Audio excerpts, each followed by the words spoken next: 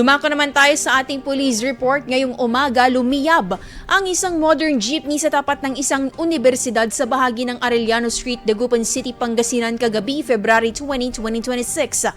Ayon sa mga saksi, naabutan na lamang umano nilang lumiliyab sa kalsada ang nasabing pampublikong sasakyan kung saan nadamay pang ilang kable ng kuryente at ito nasunog. Nagdulot pa ito ng bahagyang pagbagal ng daloy ng trapiko upang magbigay daan sa mga rumesponding bombero at volunteers.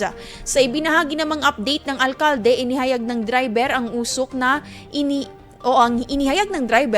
na hinihinalang nagmula sa fuse box ng sasakyan. Matapos maapula ang apoy, nagmistulang lata ang sasakyan.